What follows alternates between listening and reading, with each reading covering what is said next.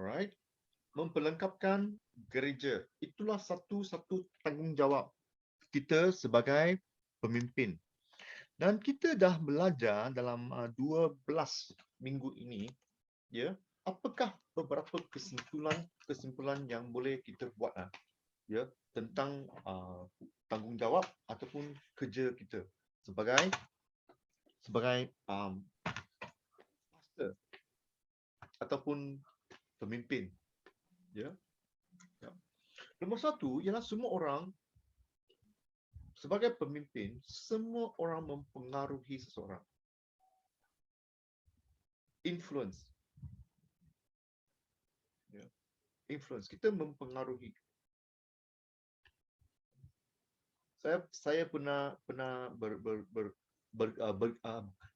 bergurau dengan kamu semua, ya.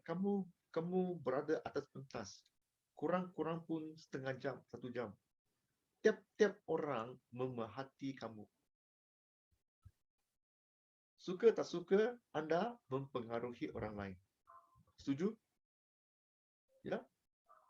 Dan nombor 2, setiap orang dari kita sentiasa mempengaruhi orang lain walaupun kita dipengaruhi oleh mereka.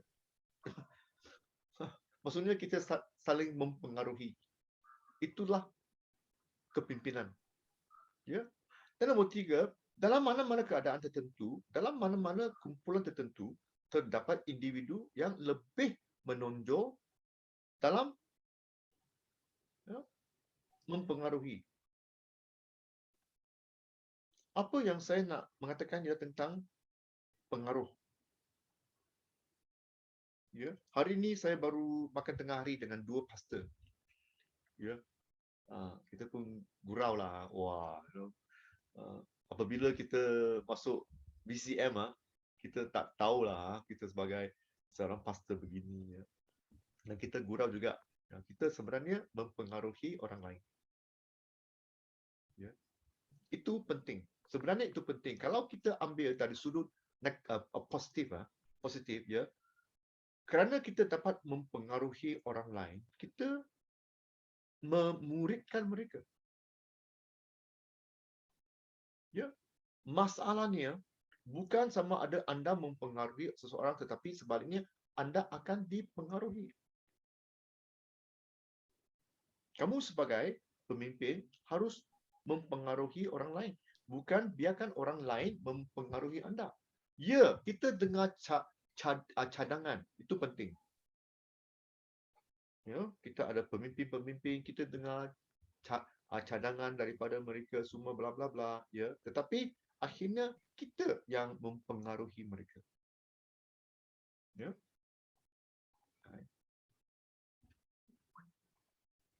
Okey. Nah, tadi kita baca Efesus 4:16. Okey, sekarang, ya, masa kamu bercakap, berkongsi, ya. Dari sini, boleh tak siapa boleh berkongsi apa yang dapat anda belajar, ya, tentang ayat-ayat di sini? Boleh tak beritahu kita semua? Buka mic dan berkongsi.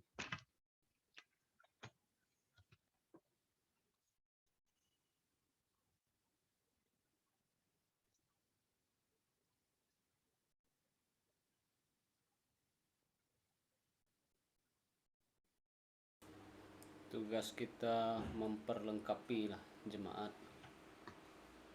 Penting, Ya, equip our members .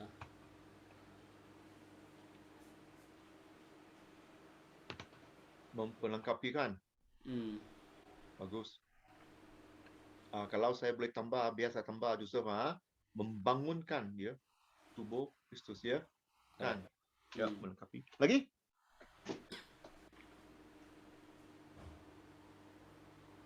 Lagi siapa? Apa yang dapat kamu?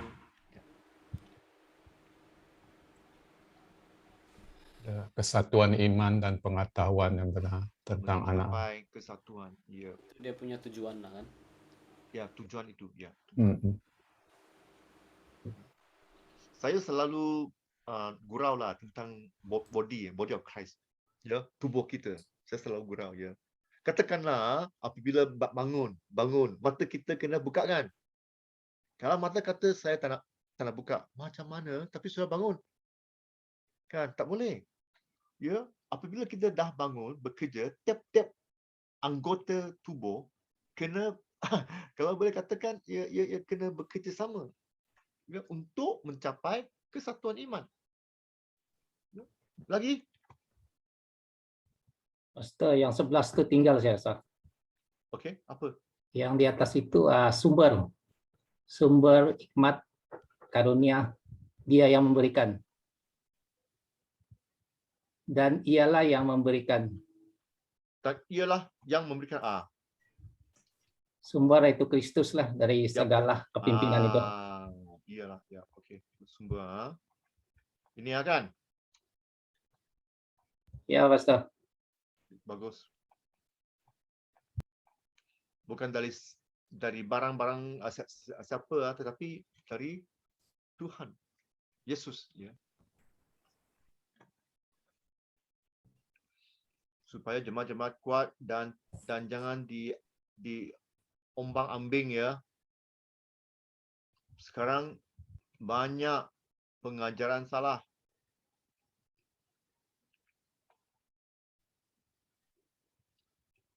Pengajaran salah banyak. Saya tak pasti ya. Tak pasti tentang bahasa Melayu lah, tapi dalam bahasa Inggeris ada kumpulan ya, itu pengajaran songsang. Ya. Pengajaran songsang. Mereka buat teologi ya berdasarkan bahasa Inggeris. Sebenarnya itu salah kerana bahasa asal Alkitab ialah Yunani, Greek, Ibrani dan Yunani. Kamu tidak boleh ya membuat sesuatu teologi berdasarkan bahasa Melayu ataupun bahasa Inggeris. Itu bahaya. Ya, tetapi kumpulan kita ada. Tapi kumpulan sekarang ada banyak. Malah ada juga jemaat-jemaat saya. Dia pun tanya saya, macam mana menggunakan bahasa Inggeris berbahas. Saya pun kata jangan. Itu bahaya. Ya, ajaran. Tetapi ramai mereka terperangkap ya kerana ajaran-ajaran begitu very interesting, sangat shock, nice. Tapi mereka tidak tahu bahawa itu bahaya. Ya, saya tidak akan melayan dan saya tidak akan memberi kebenaran ya untuk berbahas tentang teologi berdasarkan bahasa Inggeris ataupun Melayu ataupun Cina. Kalau kamu berdasarkan bahasa Ibrani ataupun Yunani, okey, faham. Kerana itu bahasa asal. Yep. Lagi? Dewasa secara rohani. Mereka bukan lagi anak-anak. Ya. Mana? Dewasa. Mana dia? Ayat 14 tu Pak, sehingga kita bukan lagi anak-anak, maksudnya ialah dewasa secara rohani lah. Okey. Biarkan mereka tumbuh. Ya, tumbuh. Grow.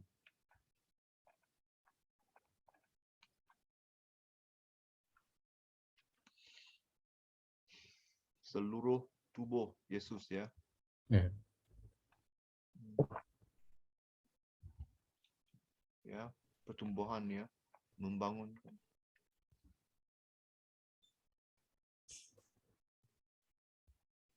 Melengkapkan ialah untuk memuridkan, mengajar supaya mereka tumbuh. Ya. Dan kita tengok 5 langkah untuk melengkapi orang lain. Inggeris saya katakan ada 5 equip. Masih ingat tak? Salifah tadi berdoa ya untuk equip kan. Tengok. Ini ya Prophet Salifah. Dia tahu apa yang kita akan belajar hari ini. Tengok. Betul tak? Kamu semua jangan main-main dengan Salifah, nanti dia tengok dia bagi ayat-ayat apa tu? Word of knowledge, pengetahuan nabiah. Ya. Saya belajar dari Inggeris equip, encourage, qualify you understand, I instruct, and P pray. Encourage, kita mendorong orang lain untuk melayan, mendorong mereka, encourage Salifah, saya lupa beritahu kamu semua, saya akan, kalau mau, saya akan hantar semua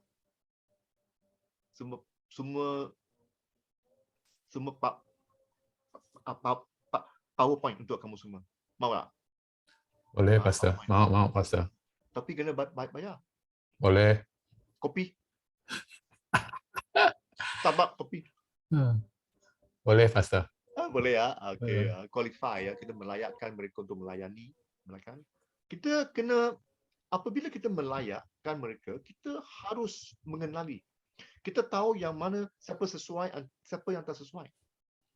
Kalau mereka tak sesuai, jangan paksa. Beritahu mereka tak sesuai. Mungkin kerana mereka belum Food Panda, mungkin kerana mereka belum matang lagi untuk menjadi pemimpin, jangan paksa. Biarkan mereka lebih melayan dan mereka tahu apakah itu menjadi pemimpin.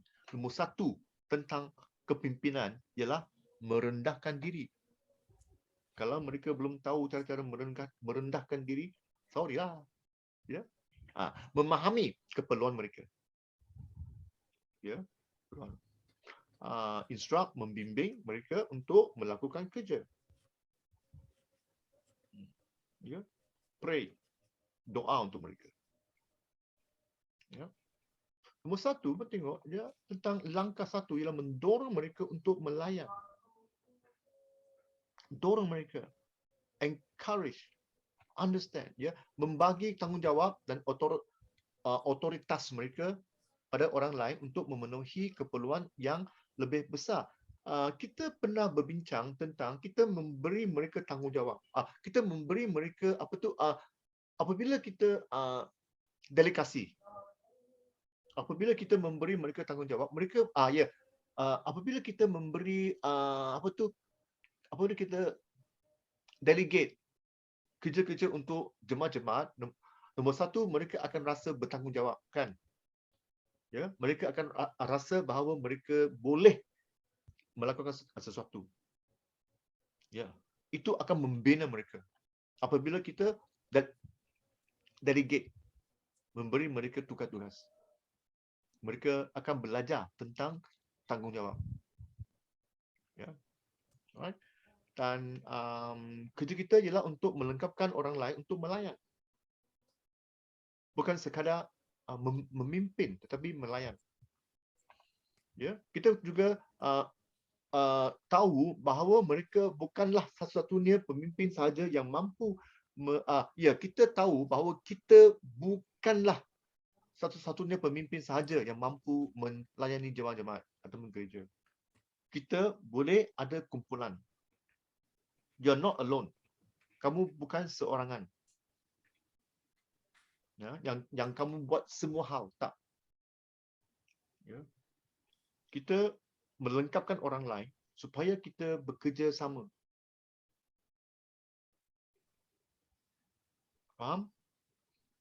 Oleh itu, apabila kita mempunyai tanggungjawab begini, juga kerja-kerja kita lebih senang. Saya macam saya katakan, saya boleh main gitar. Dulu apabila saya belum menjadi pastor, saya juga song leading. Saya pernah memuji semua. Sekarang saya dah menjadi pastor, saya tak lagi main gitar. Kalau tak ada orang, tak ada orang main, okey, baru saya main. Ya. Lagu juga. Walaupun saya boleh buat, tapi saya tak buat. Biarkan orang lain. Okey lah, tak apa. Pastor, tapi dia belum matang, belum tahu lagi. Tak apa, biarkan dia lah. Biarkan dia cuba. Kalau dia bukan try ya, kalau dia gagal, biar dia belajar lah. It's okay, tak apa. Ya, kita mesti memberi orang peluang. Ya.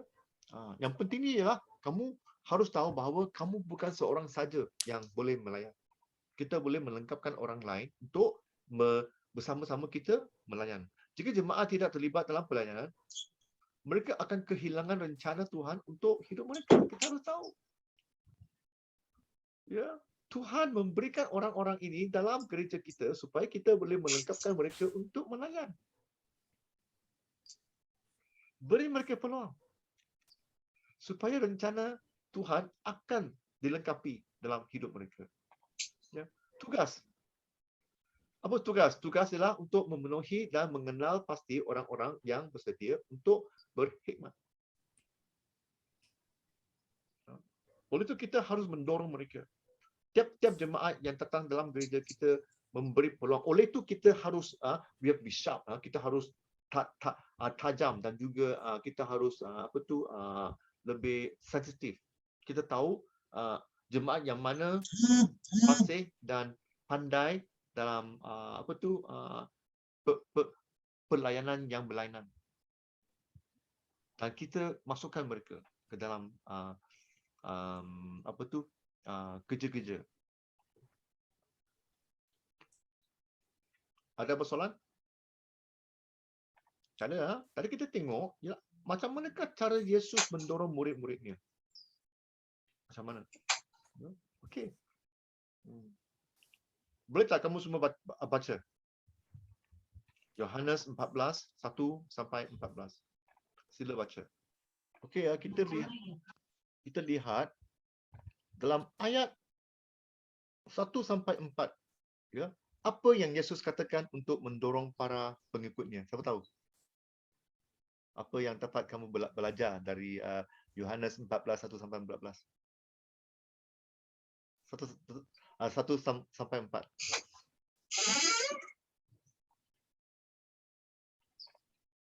Yesus mengatakan dia akan kembali kan? Yesus mengatakan bahawa percaya pada dia. Dia lebih, ya, dia pergi dan menyediakan tempat untuk mereka. Ya. Kenapa Yesus memberitahu mereka ini? Kerana mereka memerlukan satu kepastian. Oleh itu Yesus memberitahu mereka tentang percaya kepada dia. Percaya kepada dia. Ya. Pada masa itu ramai pengikut Yesus. Mungkin mereka akan berputus asa. Ya. Tetapi Yesus memberitahu mereka tentang mempercayai dia, ya, kerana dia pergi ke syurga. Ya.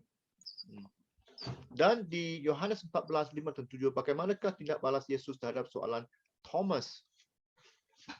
Ya. Apa yang Thomas tanya? Siapa boleh beritahu?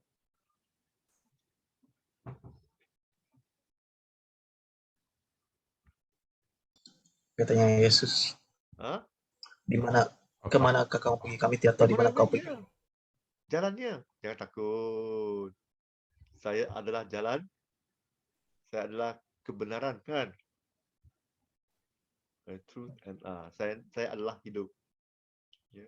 Apabila kamu mengenali Yesus, kamu tahu jalannya. Kerana Yesus adalah jalan. Inilah cara-cara Yesus memberi galakan kepada murid-muridnya. Ya. Yohanes 14, 12 sampai 14, apakah yang dijanjikan oleh Yesus kepada pengikut-pengikutnya? Ya. Dia mengatakan bahawa jika mereka ada iman, kita akan melakukan hal-hal yang lebih besar. Greater work shall you do, lebih besar daripada Yesus. Yesus mengatakan, kita akan melakukan kerja yang lebih besar. Itu bukan angkuh, bukan. Jangan ingatkan kamu buat kerja yang lebih besar daripada Yesus, itu angkuh. Bukan. Yesus dah beritahu kamu akan melakukan kerja yang lebih besar. No?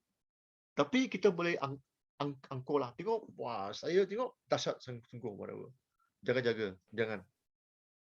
Kamu boleh melakukan kerja-kerja itu kerana Roh Kudus. Kerana Tuhan yang memberi karunia. Bukan kerana kamu, wah, lagak-lagak besar. Bukan. Ya. Inilah cara Yesus mendorong murid-muridnya. Memberi mereka galakan. Dan juga tunjukkan jalan kepada mereka. Macam mana dengan Paulus?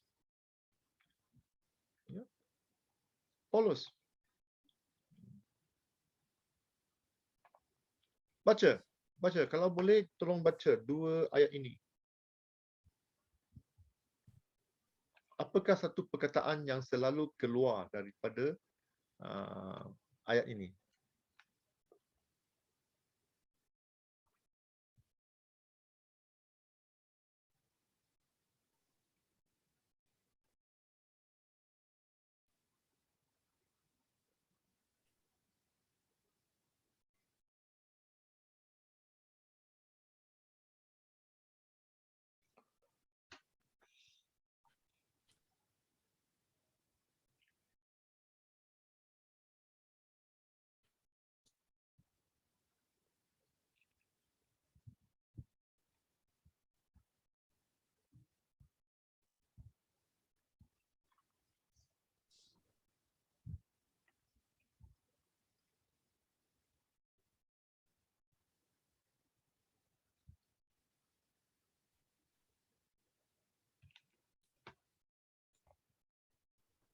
Hiburkan, ya. Hiburkan. Mendorong, ya. Salifah, hiburkan. Bukannya mengutukkan. Nasihati, ya. Bukan sekadar mengutuk mereka. Tak. Ada siapa lagi? Membangun, ya.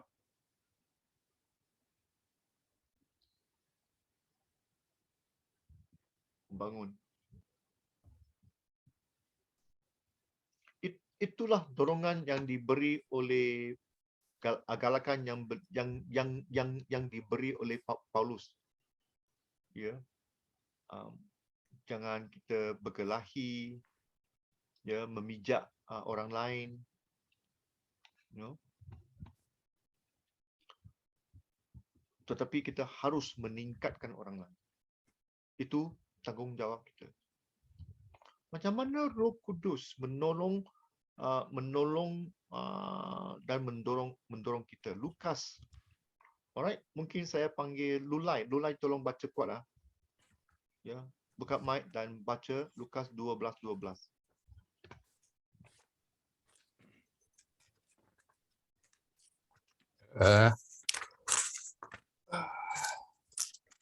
Lukas 12 ayat 12.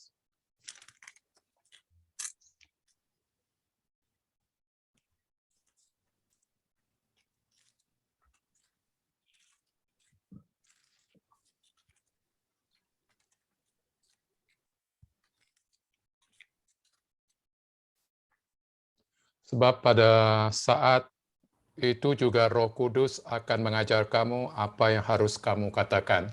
Ya. Siapa yang mengajar? Roh Kudus. Roh Kudus. Ya. Dialah penolong kita. Oleh itu pada kamu semua, ya, apabila kita mengharungi ada masalah, kita boleh memanggil Roh Kudus dan Roh Kudus akan menolong dan menasihati kita. Tengok ini begini, ya, sudah menjadi satu khutbah. Patrick boleh tolong baca Yohanes 14:26.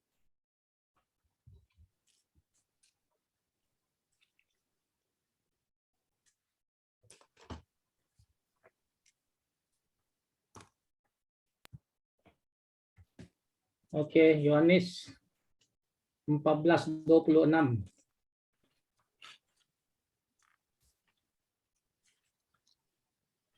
Tetapi penghibur yaitu Roh Kudus yang akan diutus oleh Bapa dalam namaku, dialah yang akan mengajar segala sesuatu kepadamu dan akan mengingatkan kamu akan semua yang telah kukatakan kepadamu.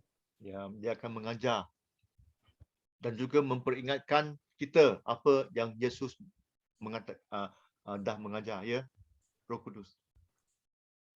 Oleh itu apabila kita mengalami apa pun, kita berdoa dan Roh Kudus akan mengajar kita. Oleh itu kawan-kawan di sini, pemimpin sekalian, adakah kamu sudah bersedia untuk memimpin? Dah.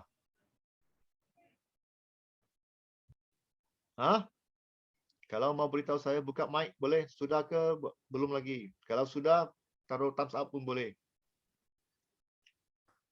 Adakah kamu semua sudah bersedia? Matius, ya, bagus. Lagi? Sudah, Pastor. Sudah. Patrick, sudah. Tony. Sedang berapi-api ini, Pastor. Ya ke? Berapi. Tapi saya nak beritahu kamu semua lah. Saya tak kisah kamu sudah ke belum. Sedia tak sedia, antam kena memimpin dengan teladan.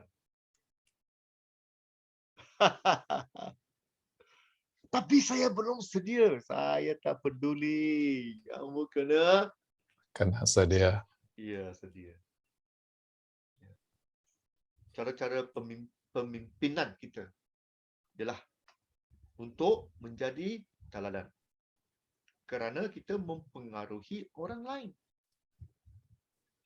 You know? As simple as that. Itu aja. Kita akan mempengaruhi orang lain. Ya. Langkah satu ialah untuk mendorong, langkah kedua ialah untuk melayakkan mereka untuk pelayanan. Ya. Apakah ciri-ciri? Kita harus tahu. Ya. Kita harus sebagai seorang pastor, ya, kita harus begitu tajam, sharp, to know whether they can or cannot. Mereka, kita tahu mereka layak menjadi pemimpin ke ataupun bukan. Mungkin cara kerendahan diri mereka, kerohanian mereka, ya, adakah mereka layak menjadi pemimpin-pemimpin? Ya. Apakah cara-cara kita mengetahui kelayakan standard? Kamu harus tahu, ya, dan juga tahap karunia mereka, kerohanian mereka, how's their spiritual life. Kalau mereka dah kahwin macam case, Patrick case tu kan, ya, itu satu case yang baik. Ya, dia masih ingin menjadi pemimpin, tetapi rumah dia, ya, campur aduk macam mana? Ya, dia harus luruskan, ya, masalah keluarga dia. Ya. Oleh itu kita harus tahu. Ya. Jangan selalu kita panggil meminta maaf kalau kita tahu mereka belum lagi sedia untuk menjadi pemimpin. Tak apa, beritahu mereka. Tak perlu sorry saya perasan kamu tak belum lagi kerana orang lain kata kamu belum lagi sedia semualah. Tak perlu. Ya, buat satu standard. Kalau kamu nak menjadi pemimpin di dalam gereja ini, kamu harus ada ini. Bla bla bla bla bla. Itu aja. Ya, kalau kamu tak suka, boleh cari gereja lain. Gereja ini kita ada standard. Ya, standard. Ya. Dan Yesus dia akan menegakkan standard-standard. Ya.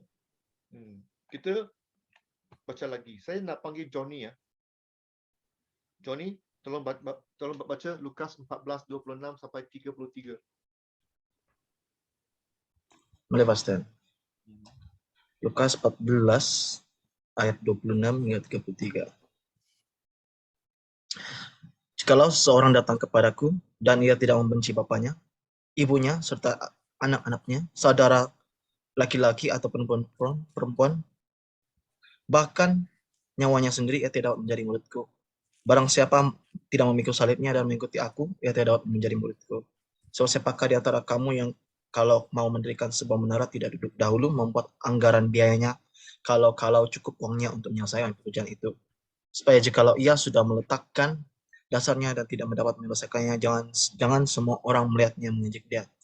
Sambil berkata, orang itu mulai mendirikan, tapi ia tidak sanggup menyelesaikan.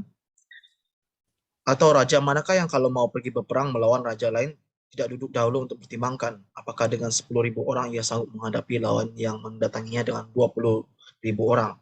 Jikalau tidak, ia akan mengirimkan utusan selama musuh itu masih jauh untuk menanyakan syarat-syarat pendamaian. Yang terakhir, demikianlah pula tiap-tiap orang di antara kamu yang tidak mengupaskan dirinya dari segala miliknya tidak dapat menjadi muridku. Ya. Ayat ini memang bagus, ya, tentang Yesus menegakkan sesuatu standard. Nombor satu, kamu harus tahu bahawa perkataan benci dia datang daripada bahasa Inggeris hate the father and mother. Sebenarnya Yesus tidak mengatakan bahawa kita harus benci. Kita tidak akan datang pada siapa di sini pernah pergi pada bapa, Yesus panggil saya benci kamulah supaya saya layak menjadi seorang pastor. Ada tak? Siapa di sini? Bapa kata. Apa maksud dia? Maksud dia bukannya dia memanggil kita membenci ibu bapa kita, tidak. Tetapi cara-cara kita mengasihi Yesus. Ya, cara-cara kita mengasihi Yesus seolah-olah kita macam benci. Ya, kita bukannya benci, tetapi kelakuan. Ya. Hidup kita sebagai seorang pemimpin, sebagai seorang pastor nampak semacam kita benci. Benci maksudnya kita tak hiraulah, tak pedulilah. Ya, kerana kita hanya pedulikan apa yang Tuhan hendak pada kita. Ya. Pernah saya dengar ada kalanya anak perempuan, anak lelaki banyak pastor. Mereka katakan, bapa saya tak hiraukan saya. Bapa saya tak kasih pada saya kerana selalu pergi gereja. Bapa hanya kasih pada gereja. Mereka nampak, bukannya kamu tak kasihi anak-anak kamu, semua sayang, tetapi kelakuan, cara-cara kita melayani Tuhan semacam kita sayangi gereja lebih menyayangi orang-orang di rumah. Ya. Tapi itu harus menjadi teladan pada kita. Kerana kita tidak boleh ombang-ambing. Kita tidak boleh belah. Sini kita mau, sana kita mau. Kita harus tulus. Itulah standard Yesus.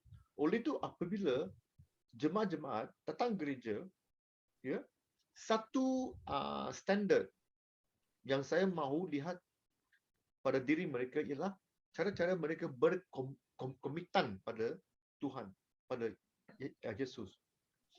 Kalau mereka hari Ahad datang gereja, Jumaat pergi masjid, macam mana nak menjadi pemimpin? Kan? nanti boleh tak saudara berdoa untuk kita? Alhamdulillah mana boleh kan? Tak boleh. Ya. Takkanlah Cina Ahad pergi gereja, hari Sabtu pergi tokong, mana boleh, tak boleh. Mereka harus tulus dan ikut Yesus. Ya. Gereja. Isnin mereka jadi orang duniawi. Tak boleh lah. Ya. Mereka mesti mempunyai komitan pada Yesus. Ya. Dan oleh itu yang lain juga kita cara-cara ialah kita juga harus mengenali kemahiran dan pengalaman jemaat-jemaat. Pernah saya katakan bahawa ialah kamu harus mengenali mereka, apa yang mereka gemar, suka, ya. Kalau mereka tidak mempunyai muka yang selalu senyum, ceria, janganlah panggil mereka menjadi usher kan. Jangan. Penyambut orang tak boleh. Mereka tak senyum. Ya, biar orang yang ceria, senyum selalu, halo pastor, puji Tuhan, ya. Mereka gairah, excited about, when people come to church, orang masuk gereja, mereka gairah, iya, wah, so nice lah, saya gembira berjumpa dengan anda semua, ya. Itu harus menjadi attitude bagi kita. Ya. Macam mana kita tahu jemaat-jemaat? Kita meluangkan masa. Keluar teh tarik, ya, fellowship dengan mereka, tanya mereka soalan, apa yang mereka gemar. Pastor, sebenarnya dulu saya pernah main gitar. Bagus. Ya, boleh cuba tak main bagi saya tengok. Keren. Okey juga. Boleh tak cuba untuk main untuk gereja? Tak boleh. Okey, kita mendorong dia. Boleh. Ya, kamu ada kemahiran untuk bermain gitar, mungkin boleh cuba tentang penyembahan. Step by step, langkah satu. Mendorong dia. Oleh itu kita harus meluangkan masa. Panjang.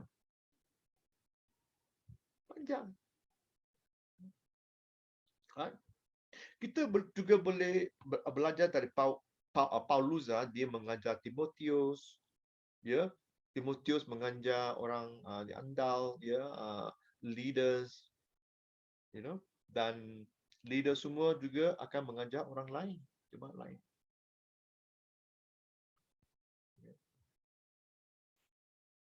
Masa panjang. Kita ada masa. We have time. Don't have to rush. Jangan tergesa-gesa. Ya, jangan tergesa-gesa. Okey? Soalan? Kalau tak ada soalan, boleh tak kamu semua tulis ini? Imbasan. Apakah cara-cara mendengar suara Tuhan? Loud speaker. Woo. Apakah yang penting dalam hidup anda? Urangkan.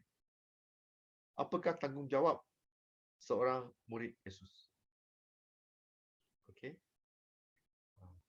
Saya bagi kamu 10 minit untuk tulis. Lepas itu, saya akan break up rumah, masuk kamu dalam bilik dan kamu berbincang dalam bilik itu, ya, tentang 3 soalan ini. Dan lepas itu ambil rehat. Ya. 10 minit. Untuk kekuasaan boleh, rohani mereka. Ya, boleh alulai ulang. Ya, mereka kurangkan kuasa, ya kan? Jadi mereka perlukan doa, perlukan iman. Perlukan iman untuk membebaskan orang yang ditindas oleh iblis. Jadi mereka perlukan kekuatan iman lah, ya. Jadi mereka tidak mengerti ketidakmengertian dan kekurangan kekuasaan rohani mereka. Memang. Ya. Memang. Right. Mereka tidak bergantung kepada pertolongan Roh Kudus. Memang. Ya. Ada Okay. siapa lagi boleh menolong Lulai?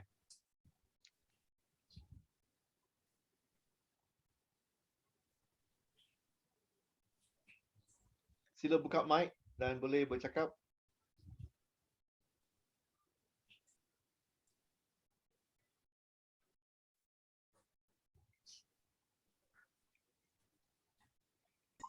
Kalau daripada saya Pastor, saya dapat daripada Matius itu mereka kurang iman. Kurang iman. Itu kurang iman. Saya tak tahu tentang gereja bahasa Melayu lah. Sabah Sarawak semua saya tak tahu. Saya nak beritahu di gereja bahasa Inggeris sekarang dah kurang menghalau Iblis. iblis. Orang-orang tindas oleh roh semua. Dirasuk. Dirasuk ya. Dirasuk iblis ya. Ya, kalau Diikat. saya panggil lawa mereka, mari kita pergi berdoa untuk orang itu kerana dia dirasukan semua kan. Ya. Apa kamu takut? Ya. Sesuatu yang di dalam saya lebih kuat daripada yang luar. Greater is he that's in me than he that's in the world. Ramai orang sekarang dah lupa. Dan kerana itu setan dah menang. Ya. Setan gelak. Hihihi, bagus. Ghostbuster, ya. Ghostbuster. Ya, Ghostbuster. Ya. Gereja dah lemah. Buat apa yang kamu ingatkan baik, tak apa. Biarkan buat. Ya, asalkan jangan menjadi kuat dalam roh kudus dah. Gereja, banyak gereja, ya, very busy, but it's not powerful. Tak ada kuasa. Ya, oleh itu gereja harus mempunyai kuasa. Kuasa itu datang dari nombor 1, Roh Kudus. Nombor 2, datang daripada keimanan kita. Apakah cara-caranya? Doa. Ya. Yesus juga memberitahu murid-murid kita harus berdoa. Berdoa dalam iman. Pray in faith. Dan juga kita harus mematikan mereka lah. Itu yang kamu katakan tadi kan. Memahati cara-cara mereka berrohani, cara-cara mereka berdoa. Dan tugas kita sebagai pastor, pemimpin ialah berdoa untuk mereka. Yesus memberi satu umpama yang baik. Nanti kita akan bincang ya sedikit tentang doa Yesus ya. Ya, Patrick. Boleh kongsikan sikit tadi ya pasal itu tentang Matius 17:42 kan? Ya, saya rasa sebab ada sesuatu lah yang mungkin saya melihat di sini, sebab di sini di dalam Injil Matius ini ataupun ketiga Injil ini Yesus belum memberikan mereka kuasa ya, betul nggak Pastor? Sebenarnya pada masa itu pengikut Yesus mereka dah buat penginjilan. Mereka sudah buat. Tapi penyembuhan belum ada lah saya ingat ya. Ada yang menyembuhkan belum ada Pastor ya? Ada penyembuhan. Orang buta dah boleh nampak, ya, tak boleh jalan, mereka dah jalan, ya. Tetapi ini menghalau iblis, mereka tak mampu. Yang lain-lain lah mereka okey. Ya. Okey. Ingat tak Yesus dah beri pesan pada 70 murid-murid pengikut dia untuk keluar, ya, membawa penginjilan sama apa yang Yesus buat. Yesus buat penginjilan, Yesus menyembuh, ya, Membantu. Yesus bersama-sama orang, Yesus dah beritahu mereka, kamu ke tempat-tempat, kalau orang tak terima kamu, ya, biarkan apa tu kasut kamu, ya, halau, ya, tak apa, ya. Mereka dah buat penginjilan. Dan cara-cara mereka buat penginjilan mesti mirip apa yang Yesus buat. Penyembuhan. Orang buta dapat nampak, orang bisu mereka dapat cakap, ya. Tak boleh jalan, mereka jalan. Tetapi ini tak boleh buat. Mereka pelik, apa Tuan, apa pun kita boleh buat, kenapa yang ini tak boleh? Kerana doa, kerana iman tak cukup kuat. Tak cukup kuat. Pelik, saya pun tak tahu kenapa. Saya pun belum lagi selidik, ya. Kalau saya ada masa, Ataupun saya rasa mungkin mereka masih bersandar kepada Yesus lagi, Pastor. mungkin Ya. Ya. Yesus masih bersama dengan mereka. Ya, masih bersandar lagi. Jadi mereka belum buat yang terbaik, saya rasa. memang Ya. kerana Roh Kudus pun belum datang lah, mungkin lah. Ya. Ingat tak? Yesus katakan saya akan pergi. Kalau saya tak pergi, Roh Kudus tak akan datang. Terdatang, ya. Mungkin. Ya.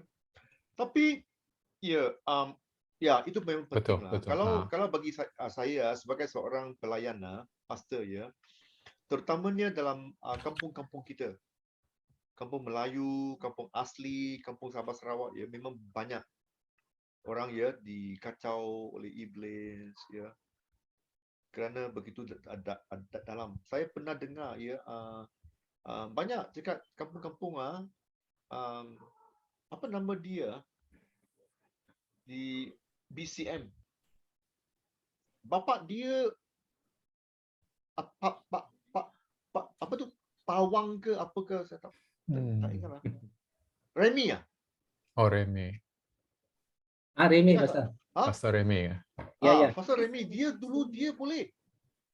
Ya, di apa tu, di roh masuk. Ya. Oleh itu saya percaya di tempat-tempat macam Cina, Tokong banyak kes. Oleh itu gereja, apabila orang masuk gereja, mereka mempunyai, saya tidak katakan mereka banyak roh lah, bukanlah, okey. Ada pengalaman begini ya. Oleh itu saya percaya inilah sesuatu. Sekarang dah kurang. Doa untuk kes-kes begini ya dah kurang. Dah kurang memang. Ya. Oleh itu kita harus berdoa untuk mereka. Memati mereka dan memberi mereka teladan. Inilah cara kita buat. Kamu ikut. Ramai jemaat-jemaat mereka tak tahu. Kita kena showkan mereka. Ini cara berdoa untuk berapa lama. Cara kita membaca Alkitab. Macam saya katakan, saya gurau dengan kamu semua, ya. Baca Alkitab 3 bab satu hari. Halo, kelas sudah mau habis Saya harap bacaan kamu pun sudah habis Ya. Right? Kalau boleh, ya, langkah mudah, beritahu jemaat-jemaat 1 bab 1 hari. Kamu baca 3 bab 1 hari, 1 tahun boleh habis, no problem. Setahun. Kalau kamu baca 1 bab 1 hari, 3 tahun. Okey mah? Kan? Jemaah-jemaah 5 tahun habis 1 Alkitab. Okey mah? Ya. Challenge mereka, beritahu mereka. Walaupun okey ada berapa jemaat yang dah habis baca Alkitab dari muka surat 1 sampai muka surat akhir. Ya. Kenapa? Kerana iblis. Iblis beritahu mereka, nombor satu, tak payah baca, tak ada guna, dengar dari pastor, dah cukup. Tak payah belajar sendiri. Nombor dua, baca pun tak ada guna, tak faham. Okeylah. Nombor tiga, buang masa, tak ada masa. Ya. Oleh itu kita harus mengajar mereka, memberi mereka teladan. Showkan mereka cara ini untuk berdoa, cara ini untuk membaca kitab, cara ini untuk bercakap dengan iblis. Saya pernah bercakap dengan iblis. Orang itu dihasut,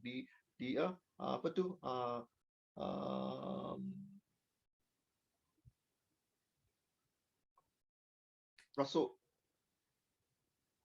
Ya, pernah. Bukan bercakap dengan orang itu, cakap dengan iblis.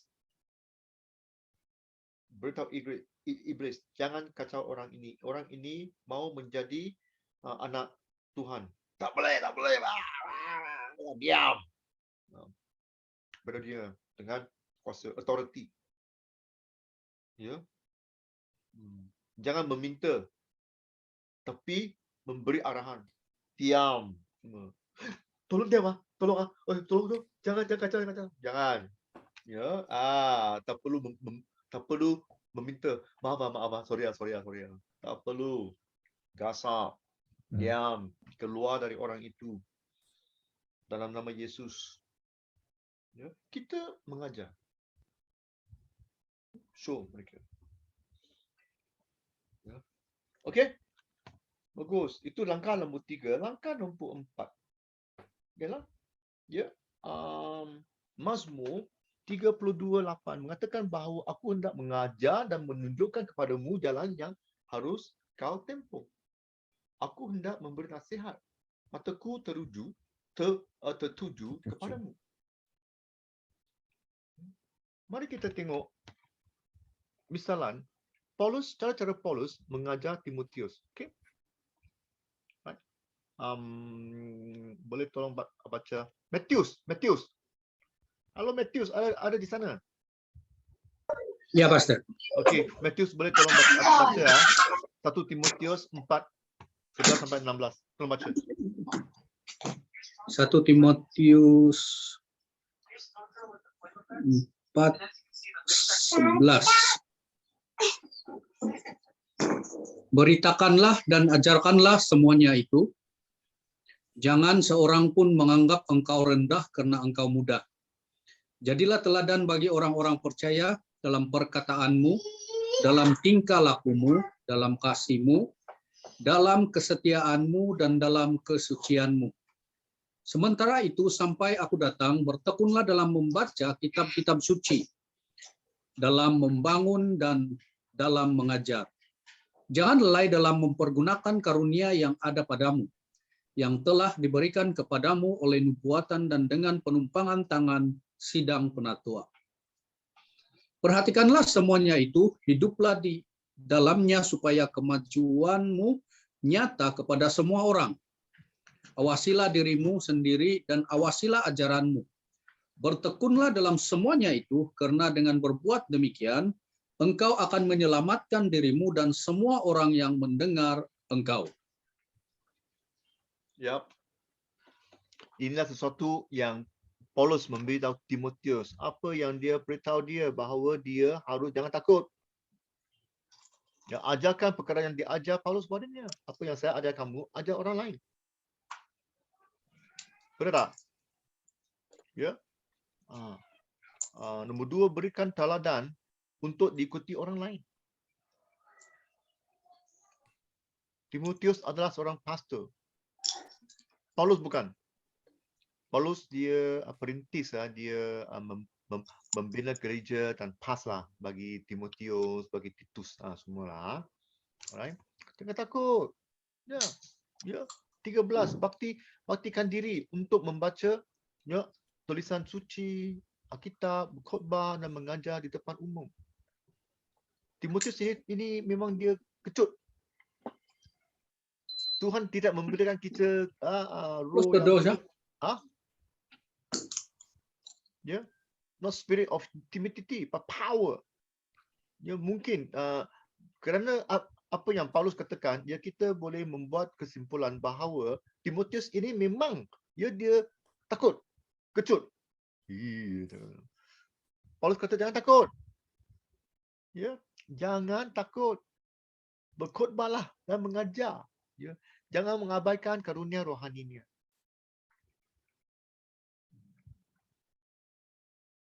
Alright? Tekun. Tekun.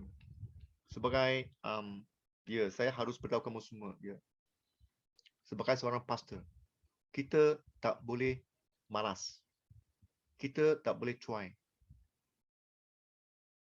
Ya, tak boleh. Kita harus tekun. Ya, saya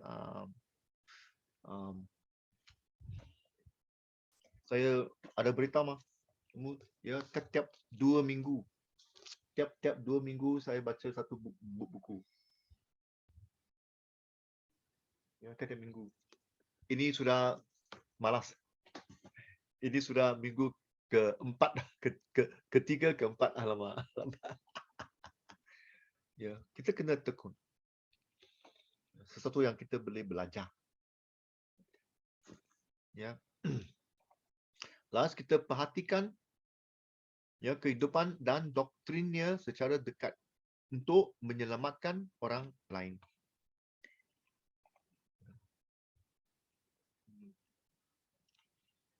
Salifah, no problem, no problem. Asalkan kamu boleh dengar saya. Salifah, kalau boleh dengar, boleh reaksi ya, bagi satu thumbs up. Salifah boleh dengar? Boleh, Pastor, boleh. Okay, bagus. No problem. Saya tahu. Ya, fine. Okay. Ada apa soalan?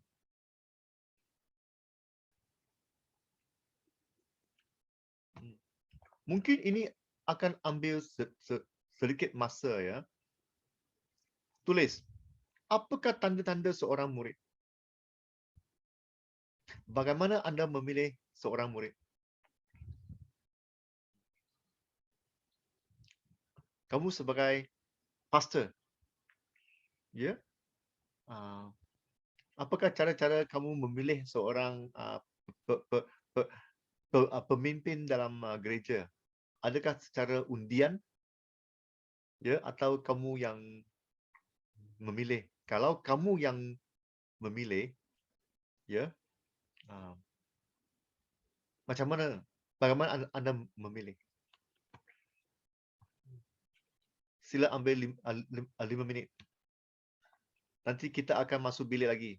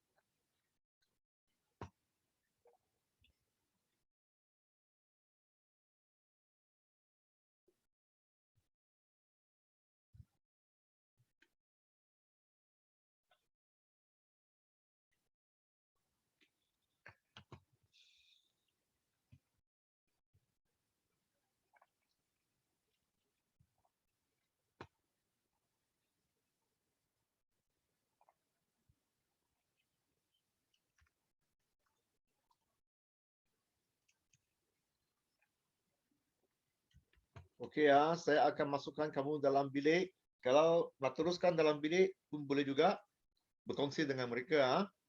Okey. 10 minit dalam bilik. 10 minit. Ya.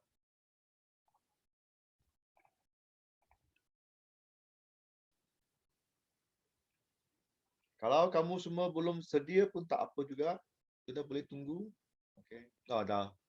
Dah masuk. Okey. Patrick, masuk.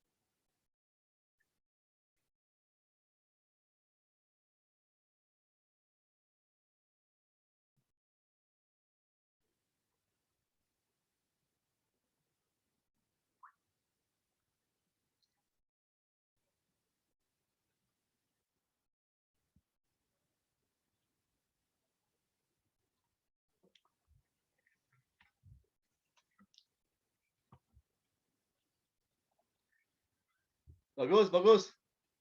Saya harap kamu semua ada berbincang. Boleh tak kalau siapa Joseph? Ya, Joseph ada bagi WhatsApp. ya, dekat WhatsApp bagus juga. Boleh tak Joseph kongsi sikit? Buka. Mari kita Ya, bincang sikit. Pastor. Ini hasil dari perbincangan kumpulan Paulus. Paulus. Okey. Kumpulan Paulus. Jadi berkenan dengan soalan yang kedua ini, yang slide ini, apakah tanda-tanda seorang murid, bagaimana memilih seorang murid. Ya, yang pertama ini, ya seorang murid adalah seorang yang setia melayani di gereja. Pribadi yang mau berdoa, berkomitmen di dalam doa secara konsisten dan mencintai firman Tuhan, dan juga memiliki komitmen untuk ikut kursus ataupun kelas pemuridan dan terlibat di dalam pelayanan misi penginjilan. Dan yang kedua, seorang murid juga memiliki tanda dan memiliki keinginan ingin belajar, the desire to learn. How do Dan you know? How do you know? How do you know that they have desire to learn? Itu dijawab di dalam yang ketiga ini, Pastor. They have the willingness to the desire to learn is because mereka adalah seorang yang suka mendengar. Itu sifat dia. Suka mendengar. Yang kedua, suka mendengar apa lagi nih? Sebelum berkata-kata, suka bertanya. Suka bertanya, ya. Ya. Dan juga suka berbincang. So ini adalah di antara karakter-karakter seorang murid lah yang mau belajar, yang kita ketika kita lihat dan this is it.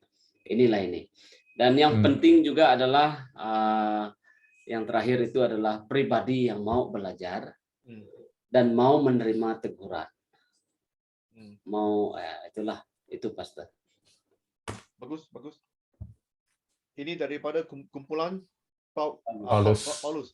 Okey, orang-orang di dalam kumpulan Paulus okey ya, lengkap ah. 100 Ya, Lulai. Tiga orang semua tadi. Oh, Apa tadi yang tertinggal lagi? Membaca firman Tuhan. Ya, membaca firman. Ya. Okey, kumpulan Timotius, apa yang kamu semua dapat?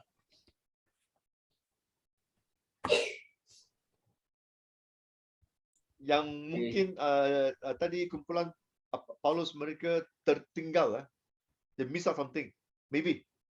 Ada pun dengan ada apa? Come on, Timothy.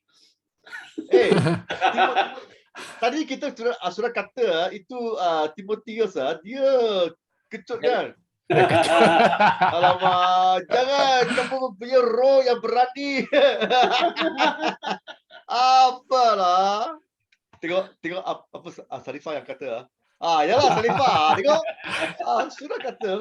Apalah. Mana Timotius masih muda. masih muda. Okey. Paulus sudah tua. Banyak pengalaman. Ya. Ada apa kelebihan tak? Matius ataupun Johnny yang tertinggal lah oleh kumpulan Paulus tadi?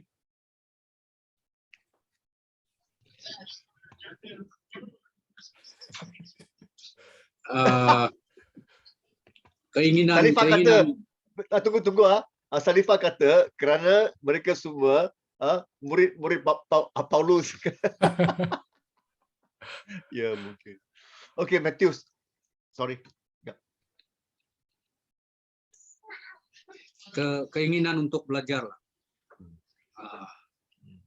Itu kamu orang tahu kan? Kamu kenal kan? Kalau seseorang mereka ingin belajar, kamu tahu kan?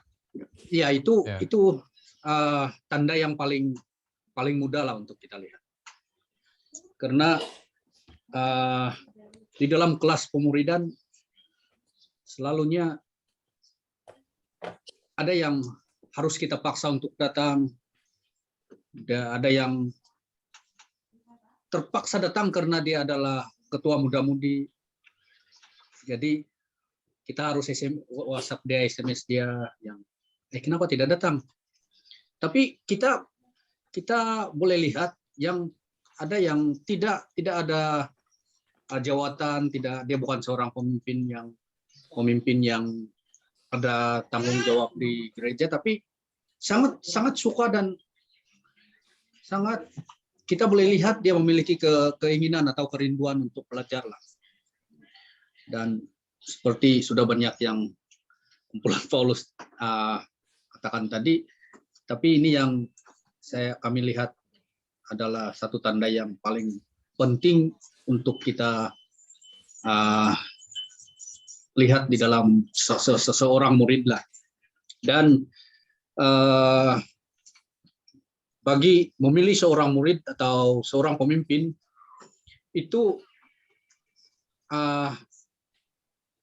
antaranya salah satunya adalah tentang panggilan seseorang itulah. Di dalam seseorang satu pribadi, seorang pemimpin, seorang murid, karakter dia seperti apa yang dinasihatkan oleh Paulus kepada Timotius, seorang itu jangan banyak istri, jangan dia pemabuk, dan sesuatu yang menjadi pengalaman saya lah di dalam memuridkan seseorang untuk menjadi seorang pemimpin yang akhirnya tidak memiliki panggilan, yang akhirnya membuat saya kecewa. kecewa lah karena saya sudah buang masa saya untuk dia 1 tahun 2 tahun untuk mendidik dia, dan akhirnya karena satu masalah kecil girlfriend dia kena tolak girlfriend dia, dan mungkin dia lebih memilih kepada pekerjaannya. Dan bukan hanya meninggalkan pelayanan dia, tetapi akhirnya berhenti beribadah. Dan kita dengar, wah, 1 tahun 2 tahun kita hubungi dia, tidak layan kita punya WhatsApp. Wah, membuat sebagai seorang gembala membuat kita rasa sedih lah, sedih, kecewa, dan kadang-kadang boleh kita putus asa lah kalau kita tidak menjaga hati kita sendiri. Benar. Oke, itu cukuplah. Ini saya percaya kamu semua orang tahu, tetapi hanya satu peringatan lah, Matius, peringatan dia.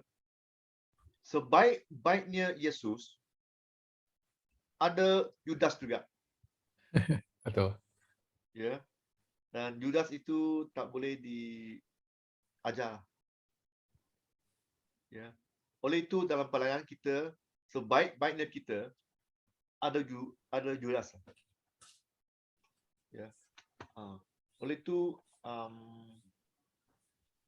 kita selalu kena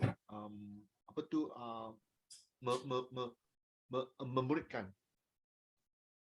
Itu satu bukannya tanggungjawab, itu mesti menjadi satu panggilan untuk kita semua. Selalu memuridkan.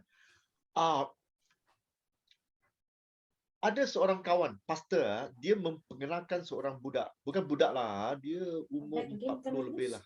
40, ya, 30 lebih 40. Baru menjadi Kristian. Dan pastor ini panggil saya memuridkan dia. Saya mengambil ini sebagai satu challenge lah. Okey lah, bagus. Ya. Umur saya, posisi saya masih mau memuridkan orang lain lah. Muridkanlah, tak apa. Walaupun saya ada kejalan, yang penting ialah untuk memuridkan orang lain supaya mereka meningkat, bertumbuh, ya, menjadi seseorang. Ya. So, Matius, teruskan. Ya. Dan kita selalu kena perhatikan orang lah. Ya. Saya nak tambah sikit, ya, tentang apakah langkah-langkah ataupun apa yang saya mau apabila saya memilih seorang murid. Ya, mereka mesti mesti ngam dengan saya. Ya, mesti ngam. Apa tu ngam? Mereka boleh senang dengan saya. Saya senang dengan dia, dia senang dengan saya. Apa yang saya arahkan, dia buat dengan suka hati. Senang hati. No problem. Ya. Mesti ngam. Bukan salah dia, bukan salah saya. Kalau kita tak ngam, jangan paksa. Biarkan. Ya. Hanya memuridkan orang yang ngam dengan anda. Ya. Itu sesuatu yang saya belajar lah. Ya. Okay. Ada siapa-siapa yang ingin tambah lagi? Okey, kalau tak ada, kita tengok langkah yang terakhir, langkah 5, kita kena berdoa untuk mereka. Walaupun kita dah pilih, Yesus dah pilih ya, pengikut dia, murid-murid dia, ya. Dan Yesus juga dah melatih mereka, mendorong mereka, mengajar mereka. Akhirnya Yesus juga berdoa untuk mereka. Ya. Kerana itu kami senantiasa berdoa juga untuk kamu supaya Allah kita menganggap kamu layak bagi panggilannya dan dengan kekuatannya menyempurnakan kehendakmu untuk berbuat baik dan menyempurnakan segala pekerjaan imanmu. Ya. Sehingga nama Yesus Tuhan kita dimuliakan di dalam kamu dan kamu di dalam Dia. Dia menurut kasih karunia Allah kita dan Tuhan Yesus Kristus. Selalu berdoa. Kita harus selalu berdoa untuk jemaat-jemaat kita. Kita dah bincang dulu kan, macam saya ada blackboard, ada whiteboard. Kadang-kadang saya tulis nama mereka. Ataupun guna kertas, tulis nama. Tulis nama saya aja. Ya, Joseph, itu saja. Taruh dekat office. Setiap hari pergi office, nampak nama mereka, ya Joseph. Saya kena berdoa untuk mereka. Harus berdoa. Satu teladan Yesus. Ya. Alright. Saya bagi kamu semua 3 minit. Sila baca. Ini teladan Yesus. Inggeris kata the priestly prayer. Priestly prayer. Doa Yesus. Tengok apa yang kita boleh belajar. Ambil 5 minit dan baca. Dan apabila kamu baca juga, ya,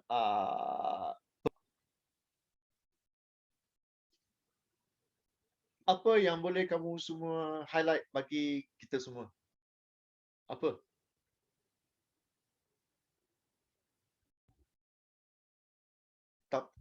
Tak perlu panjang-panjang.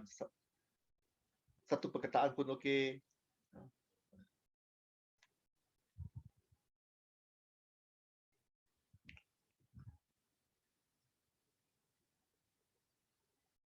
Lulai belum buka mic. Dari ayat 16 tu, mereka telah menuruti firman. Aku telah nyata kepadamu. Mereka itu milikku. Mereka telah menuruti firman-Mu. Yang terakhir itu, mereka telah menuruti firman-Mu. Mereka telah mengikuti firman Tuhan lah. Ayat 16 tu. Yep.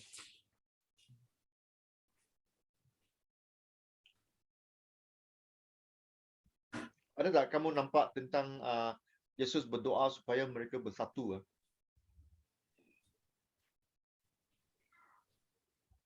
Unity. Ada. Itu doa Yesus lah. Kudusan dan kesatuannya hanya berlaku dalam orang itu. Ya. Kesatuannya. Kenapa? Kerana mereka berpecah belah. Apa lagi? Apa yang kamu nampak di sana? Pastor. Ya. Ini ayat yang ke-12 nih, Pastor. Di sini semua menceritakan ataupun Yesus berbicara bahwa semua itu adalah ini seperti kesatuan tubuh Kristus juga, Pastor ya. Tapi di sini ada satu ayat, di dalam ayat yang ke-12 ini dia ada sedikit berbeda. Dikatakan di sini, selama aku bersama mereka, aku memelihara mereka dalam namamu, yaitu namamu yang telah engkau berikan kepadaku. Aku telah menjaga mereka dan tidak ada seorang pun dari mereka yang binasa selain daripada dia yang telah ditentukan untuk binasa. Jadi di sini ada yang ditentukan untuk binasa, Pastor. Ada. Jadi apa yang dimaksudkan di sini nih? Apa yang ditentukan? Ya. Ayat mungkin 12 Iya. Mungkin ini dalam perumpamaan itu Kak Pastor ada kan? Ya. Dia katakan supaya ayat akan dilengkapkan kan? Ya.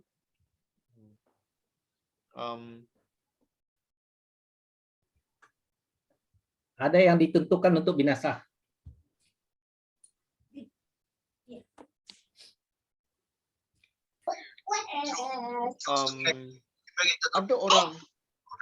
Ada orang mungkin mengatakan ini sebagai ada orang mengatakan ini sebagai apa tu yakni iblis. Ya. Mereka semua akan selamat, tapi selamat dalam namamu, nama yang anda dah beri saya, tidak ada yang hilang kecuali yang sudah binasa. Ya, ada orang mengatakan itu ialah iblis. Ya, bukan umat-umat. Kerana ada orang mengatakan bahawa wah kalau begitu kita tak tahu tiap-tiap umat tiap-tiap jemaat datang gereja pun tak pasti naik syurga ke turun neraka. Kan? Kalau kita belajar kan satu tapi kalau kita tengok ayat lain itu memang tak mungkin kerana Ibrani pernah mengatakan bahawa siapa yang memanggil nama Tuhan dia akan diselamatkan. Whoever call the name of the Lord, siapa yang memanggil nama Tuhan, Tuhan akan diselamatkan. Oleh itu, tetapi saya berdasarkan ayat di sini 12 saya tidak dipilih. Tak. Ya. Tak. Siapa yang memanggil nama Tuhan, dia akan diselamatkan. Hanya kecuali kamu tidak percaya pada Tuhan. Yohanes 3:17. Mereka akan dibinasakan kerana mereka tidak percaya. 3:17. Ya. Oleh itu saya percaya di sini dia mengatakan bahawa tentang iblis.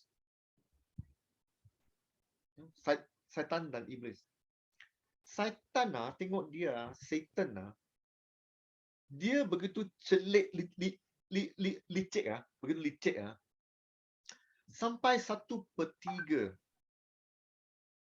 malaikat jatuh ditipu oleh syaitan. Dia begitu licik. Ya, boleh mempengaruhi power. Wanted. Ada kalanya kita mau mempengaruhi satu orang pun begitu susah. Ya, kita berkhotbah tidur. Tak dengar. Kan? Mengantuk. Kepala macam ni. Amen. Tapi mengantuk. Banyak amin, Pastor. Banyak amen. Ya. Kan? Ya. Betul. Kita berkhotbah dengan Roh Kudus power. Wah, amen. Oleh tu tengok syaitan begitu licik. Cara-cara dia, dah masuk gereja kita tak perasan. Oleh itu kita harus selalu berdoa untuk jemaat-jemaat. Berdoa untuk mereka supaya mereka diselamatkan. Macam kawan saya, pastor, dia memperkenalkan berat ini bagi saya. Jangan lupa mesti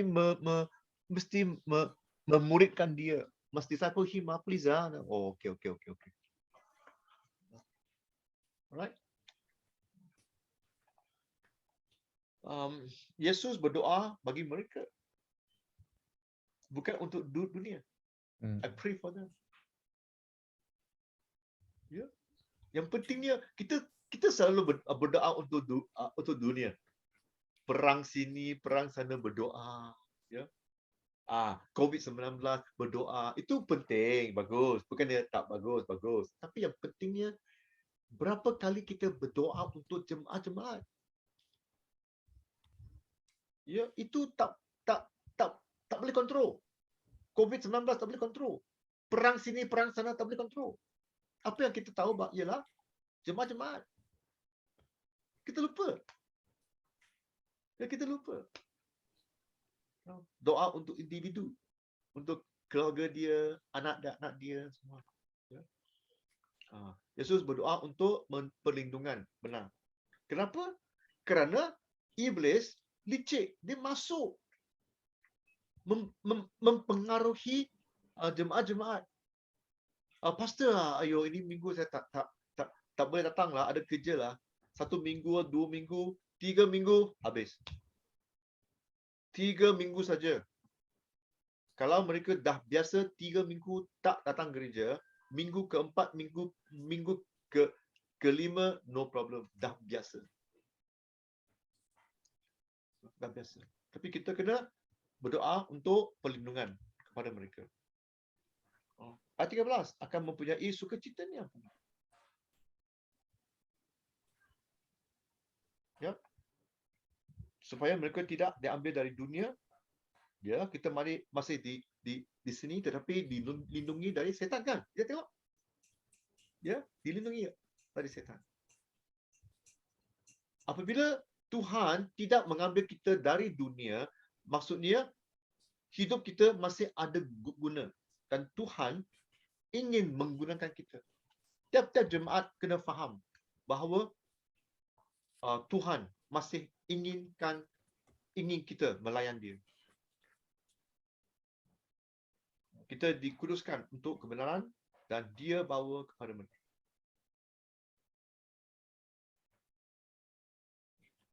Alright? Inilah teladan contoh Yesus memberi pada kita. Cara-cara kita berdoa. Kesimpulan akhir, ini slide yang terakhir untuk kelas ini. Kita harus mempunyai doa-doa ini dalam doa kepimpinan kita. Kita harus berdoa pemimpin yang melayani tidak layak memimpin selagi mereka belum berlutut untuk berdoa. Amin. Amen. Ya. Nombor 2, pemimpin yang melayani tahu bahawa kekuatan mereka berasal dari Tuhan dan bukan dari diri mereka sendiri. Walaupun kita belajar di BCM, walaupun kita pergi kursus-kursus, ya, kekuatan kita berasal dari Tuhan.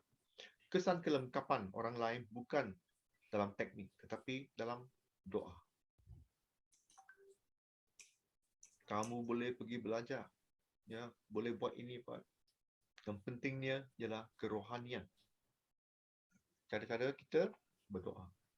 Doa memberikan pengertian, perlindungan dan kuasa kepada mereka yang memimpin. Pernah ada pastor katakan, apa nama saya lupa. Wah, ini hari, tiap-tiap hari kalau saya ada lebih kerja, saya akan doa lebih. Kerja lebih, kena doa lebih. Kalau kamu doa lebih, mana ada masa? Bukan. Kerja lebih, saya kenakan kuasa Tuhan. Oleh itu, saya kena doa lebih. Doa lebih. Benar. Benar.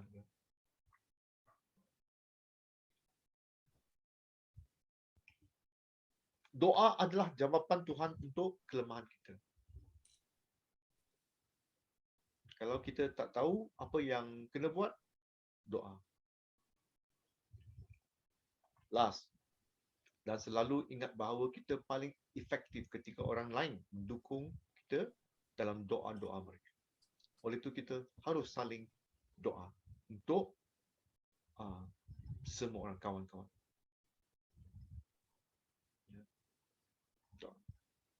Saya harap ya, Salifah mungkin boleh tanya Pastor Rasid, biarkan WhatsApp ini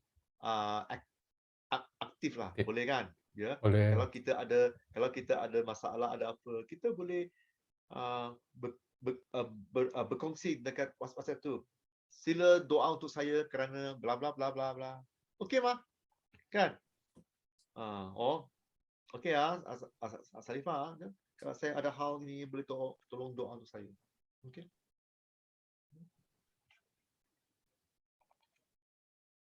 Mungkin kita doa untuk Johnny, saya nak cari girlfriend. Okey, kita doa untuk